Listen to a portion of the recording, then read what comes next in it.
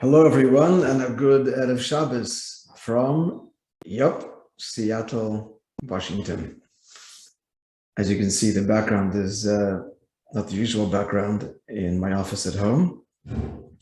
I'm either facing a window, my back is to my window, facing Orbit Crescent. Here you're looking at the, what do I call this? I guess the eating area of our children's home in Mercer Island. As you know, many of you, we have two daughters here, married daughters. Both of them are Chabad Shluchim, Chabad emissaries, representatives. One to Mercer Island and the other to Capitol Hill. So we're staying Shabbos here at the Mercer Island location. That's Mushka with her husband Nissen Kornfeld and their three children. Yep.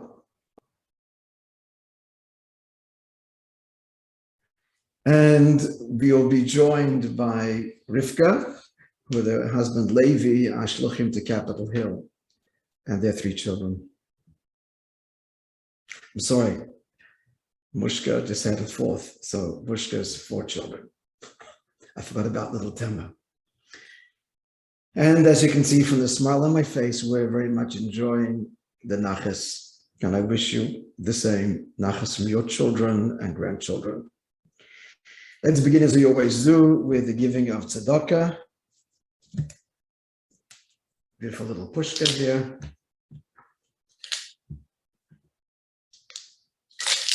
And Tehillim, chapter 121. Shila malois esa einai elahorim me'ayin yovoi ezri. I raise my eyes to the mountains, from where shall my help come? Ezri me'im adinoi oisei shamayim va'aretz. My help comes from God, maker of heaven and earth. Al yitin lamet raglacha al yonam shemracha hinne layonam al yishon shem Yisrael. Denoi shemracha denoi tzilcha jaji minecha yoimem hashemesh layakeka v'yorech b'layla. Adonai yishmorcha mekol ra yishmeres nafshecha. Adonai yishmer tzeischa v'yecha me'ata v'ad olam. God will watch your goings out and your comings in from now and forever. Amen.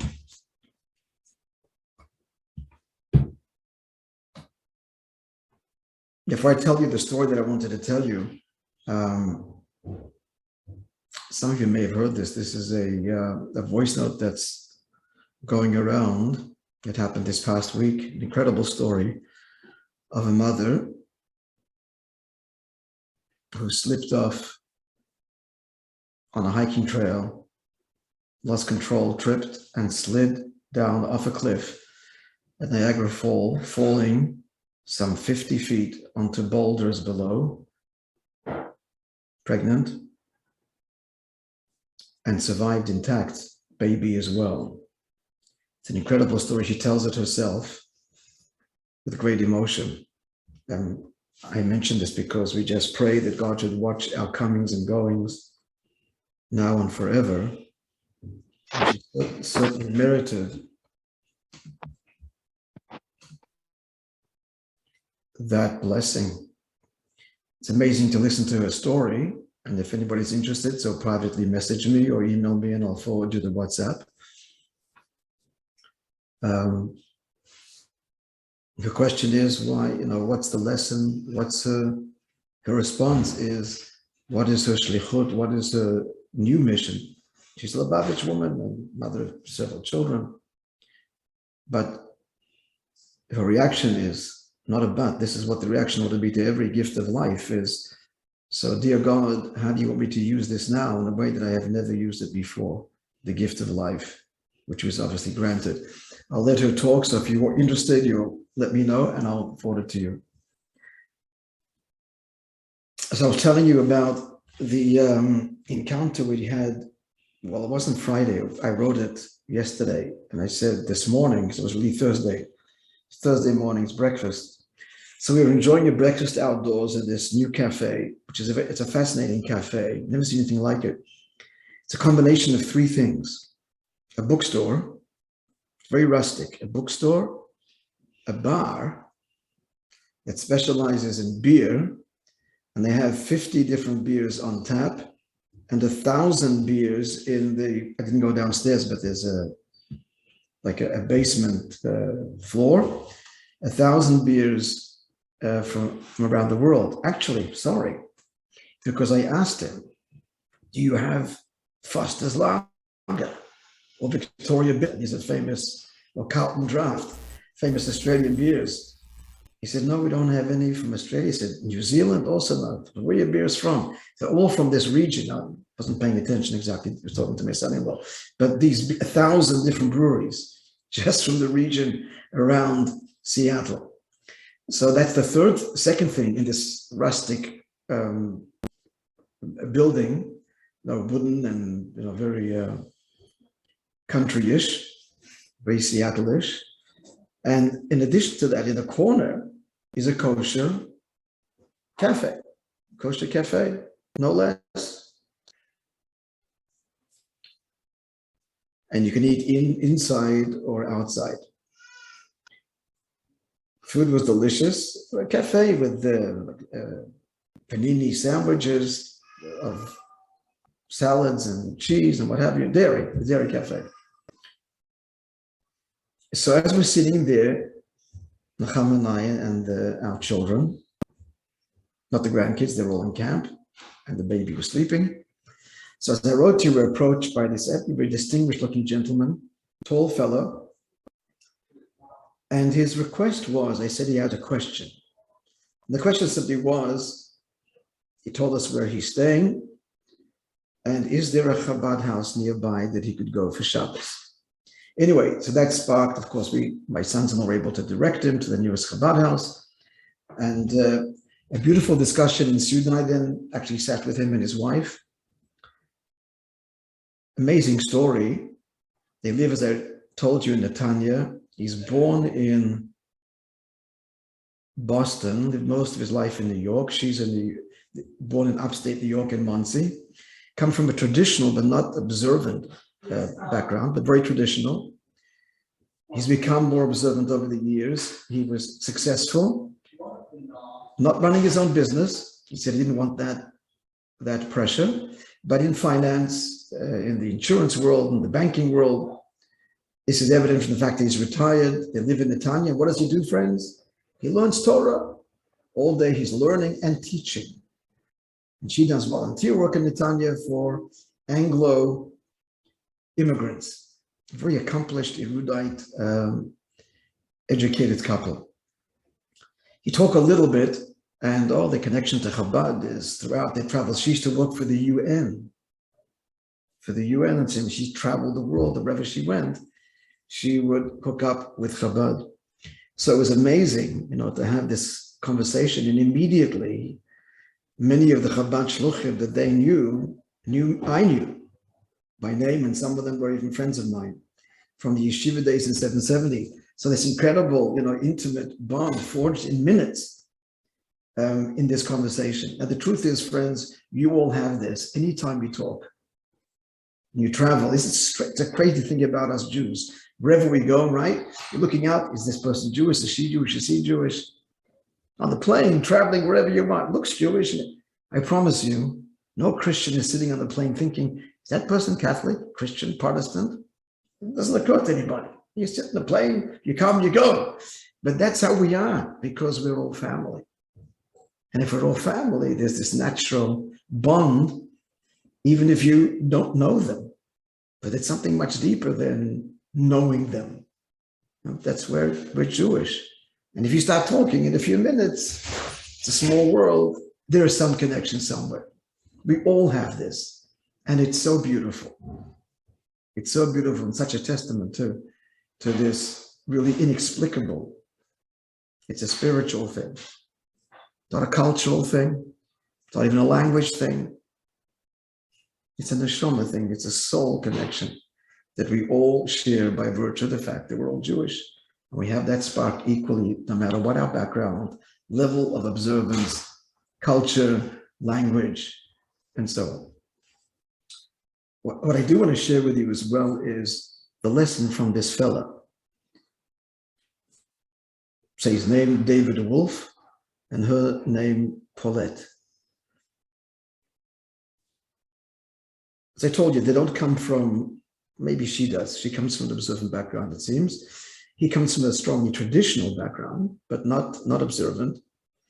And he had come to observance, and I didn't get the details of his journey, but later in life, to the point that now he's fully Shabbat observant. And not only that, he's spending his time studying and now teaching Torah. He's become that versed that he's able to teach. He teaches Americans, English-speaking people who made Aliyah in Israel. I'm sharing this with you, friends, because the background noise, okay? You're hearing me okay? You are. It's okay? All right.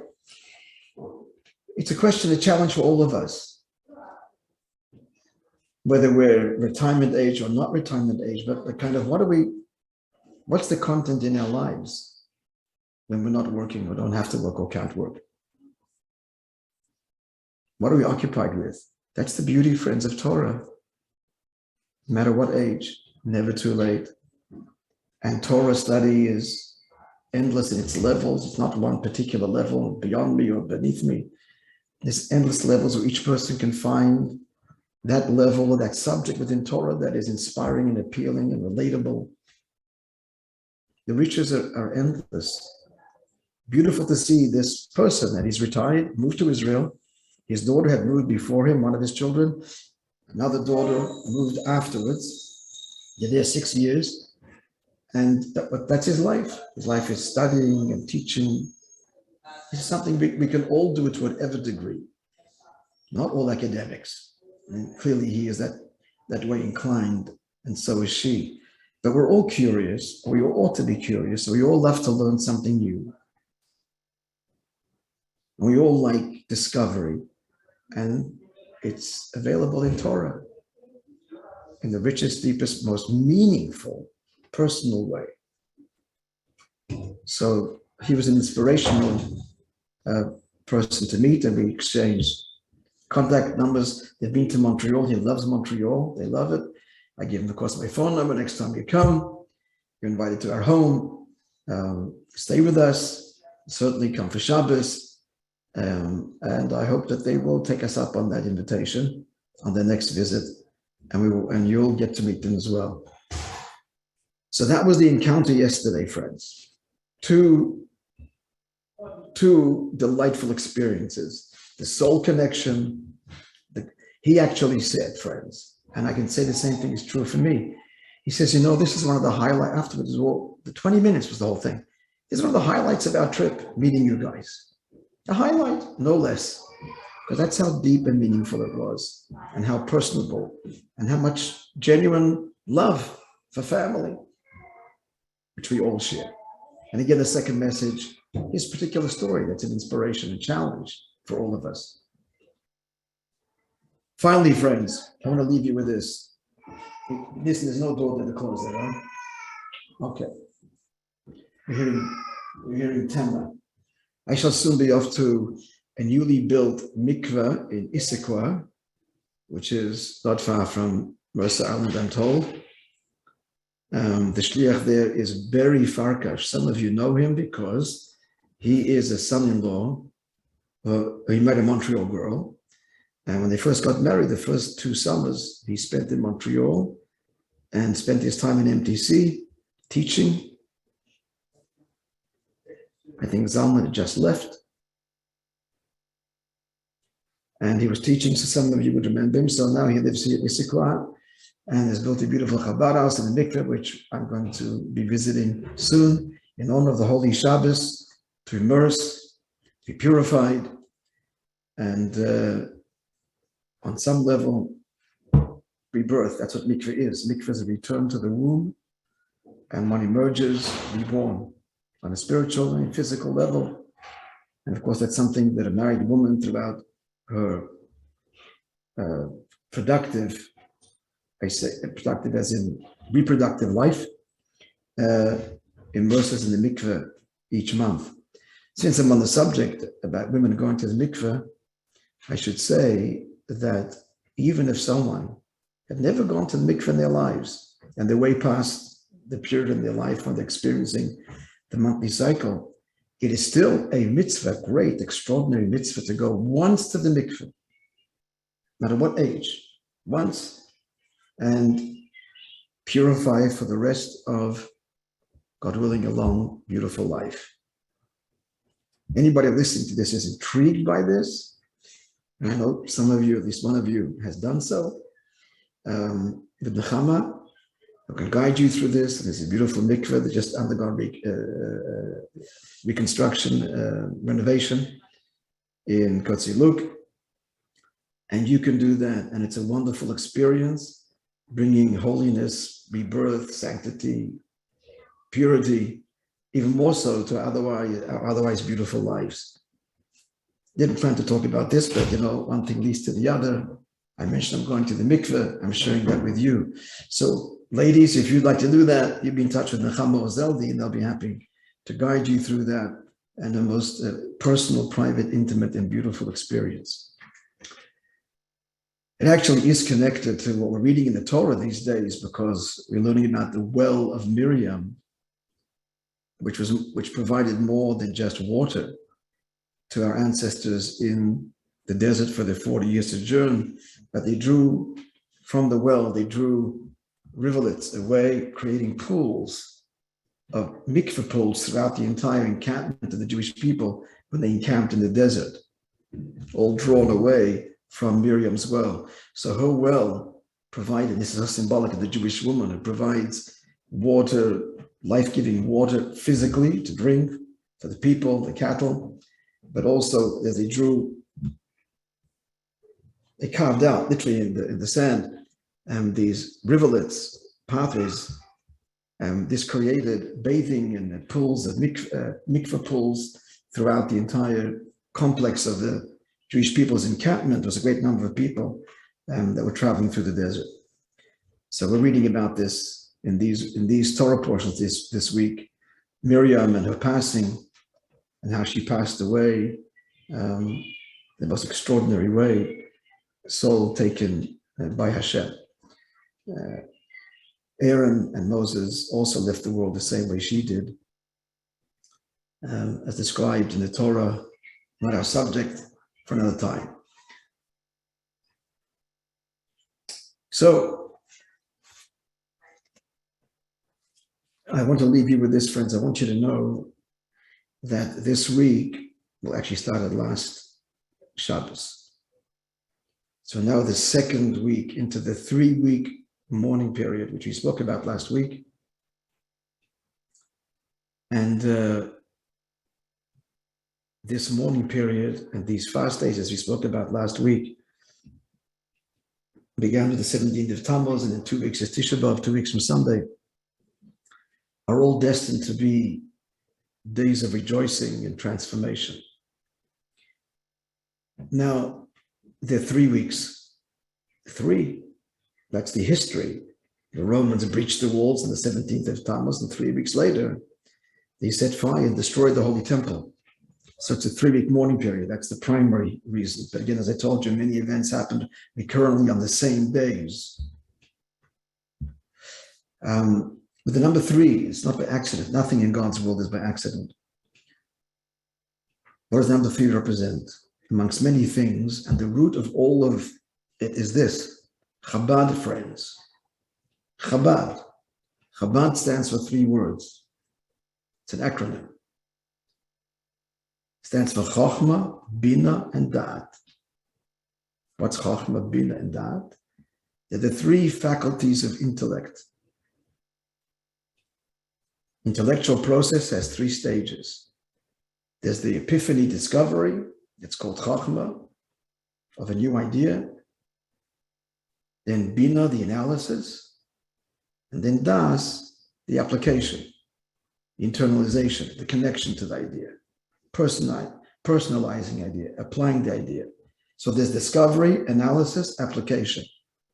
That's Chochmah, Bina, and Das. Why is Chabad called Chabad?